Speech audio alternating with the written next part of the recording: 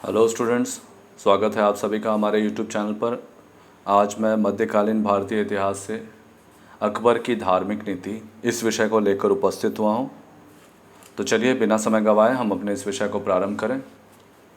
अकबर ने एक योजनाबद्ध धार्मिक नीति प्रारंभ की।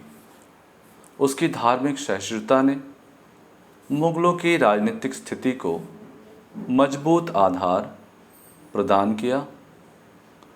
अकबर का प्रयास भारत की राजनीतिक एकता के साथ साथ सांस्कृतिक एकता भी कायम करना था एवं उसकी यह धार्मिक नीति उसके इसी प्रयत्न का आधार थी।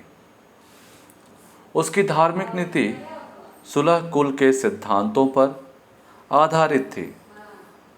दिल्ली के शासकों में इस नीति को प्रारंभ करने वाला अकबर ही था। अकबर ने प्रारंभ से ही सभी धर्मों और आध्यात्मिक आंदोलनों के प्रति प्रगतिशील उदारता एवं सक्रिय सहानुभूति की नीति अपनाई। अकबर के उदार धार्मिक विचारों एवं सहिष्णुता के निर्माण में परिस्थितियां महत्वपूर्ण कारक थीं। आरंभ से ही अकबर उदार सूफी संतों के संपर्क में रहा था। अकबर का शिक्षक अब्दुल लतीफ़ भी धार्मिक विचारों से काफ़ी उदार थे। उसका प्रारंभिक जीवन पंजाब से शुरू हुआ, जहां गुरु नानक जैसे धर्म प्रचारक हिंदू मुस्लिम धर्मों की एकता का प्रचार प्रसार कर रहे थे। इन सब का व्यापक प्रभाव अकबर पर भी पड़ा। अकबर प्रारंभ से ही धार्मिक प्रवृत्ति का व्यक्ति था तथा धर्म की सभ्यता को जानने के लिए जिज्ञासु भी था। अपनी इसी उत्सुकता के कारण उसने इबादत खाने का निर्माण करवाया एवं इसमें सभी वर्गों के या धर्मों के लोगों को वाद विवाद हेतु आमंत्रित किया। इस क्रम में वह हिंदू, जैन, ईसाई, पारसी आदि धर्मों के विद्वानों के संपर्क में आया। उसने सभी धर्मों के मूल तत्व सत्य को अपने जीवन में अपनाना शुरू किया।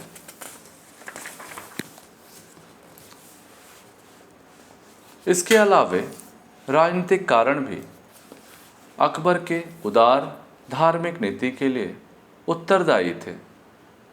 शासन के प्रारंभ में विभिन्न मुसलमानों द्वारा किए गए विद्रोहों ने उसे यह सोचने के लिए मजबूर कर दिया था कि वफादारी के लिए वह किन पर निर्भर कर सकता है।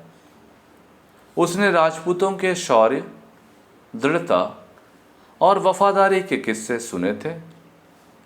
इस कारण उसने राजपूतों से वैवाहिक संबंध कायम किए तथा उन्हें अपना मित्र एवं राज्य की शक्ति का आधार बनाने का प्रयत्न किया।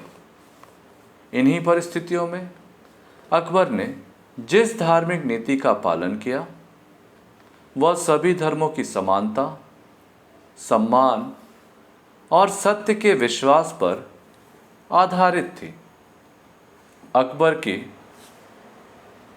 इस धार्मिक नीति का क्रमिक विकास हुआ और उदारता से आरंभ होकर इबादत खाने का निर्माण, मजहर की घोषणा, विभिन्न उदार नियमों का निर्माण जिसके द्वारा समाज के सदस्यों के नैतिक आचरण में सुधार लाने का प्रयत्न करना था। दास प्रथा का अंत, हिंदुओं से तीर्थ यात्रा कर एवं जजिया करों की समाप्ति आदि उसके आरंभिक कार्य थे। इस्लाम के विषय में जानने के उद्देश्य से अकबर ने 1575 में फतेहपुर सिकरी में इबादत खाने का निर्माण करवाया तथा इस्लाम के सिद्धांतों पर वाद विवाद हेतु विभिन्न विद्वानों को आमंत्रित किया। अकबर इन इस्लामिक विद्वानों के वाद विवाद को सुनकर इस निष्कर्ष पर पहुंचा कि इस्लाम धर्म के सिद्धांत के विषय में ये विद्वान ही एकमत नहीं है। इस वाद विवाद से विद्वानों की संकीर्ण मनोवृत्ति तथा असहिष्णुता का परिचय मिला। इससे उसे बड़ा दुख हुआ तथा इस्लाम की श्रेष्ठता से उसका विश्वास हिल गया। इस कारण उसने सभी धर्मों के विद्वानों को इबादत खाने में आने एवं धर्म पर अपने पक्ष रखने का निमंत्रण दिया। जून 1576 में अकबर ने स्वयं खुतबा पढ़ा। इसके बाद सितंबर 1576 में अकबर ने मजहर पढ़ा। इसके द्वारा भारत में इस्लाम धर्म से संबंधित विवादों के बारे में निर्णय करने का अधिकार अकबर को प्राप्त हो गया। परंतु यह निर्णय कुरान के विरुद्ध नहीं दे सकता था। सभी धर्मों में सत्य है, इस विश्वास को लेकर अकबर ने अपनी धार्मिक सहिष्णुता की नीति के अंतर्गत कई कार्य किए। जैसे सभी धर्मों के लोगों को अपने धर्म के पालन की स्वतंत्रता, जो बलपूर्वक इस्लामिक मुसलमान बनाए गए थे उन्हें अपने धर्म में पुनः स्वीकारने की अनुमति, भेदभाव का अंत, सती प्रथा का अंत, विधवा पुनर्विवाह को मान्यता, कम आयु के बालकों एवं बालिकाओं के विवाह पर रोक तथा वैश्याओं के लिए अलग नगर की स्थापना आदि संपादित हुए। परंतु ये सुधार धार्मिक मामलों में हस्तक्षेप हेतु नहीं थे, बल्कि कुप्रथाओं को समाप्त करने के लिए थीं। 1582 में अकबर ने दीन इलाही धर्म की स्थापना की। अबुल फजल को इस संप्रदाय का प्रधान पुरोहित बनाया गया। जो भी व्यक्ति इस संप्रदाय का सदस्य बनना चाहता था वह किसी भी रविवार के दिन बादशाह के पास जाकर उसके कदमों में अपनी पगड़ी रख देता था। इसके पश्चात बादशाह उसे शिष्ट प्रदान करता था। इस संप्रदाय के कुछ नियम थे, जैसे आपसी अभिवादन हेतु वे अल्लाहु अकबर या जल्ले जलालेहु शब्दों का प्रयोग करें। वे मृतक के सम्मान में दी जाने वाली दावत अपने जीवन काल में ही दे देंगे। वृद्धों को दान दे, मांस भक्षण ना करें, कम उम्र की कन्याओं तथा वृद्ध महिलाओं से विवाह नहीं करें आदि। अब हम इसका मूल्यांकन करेंगे, इवैल्यूएशन। इस प्रकार उपरोक्त तथ्यों के आधार पर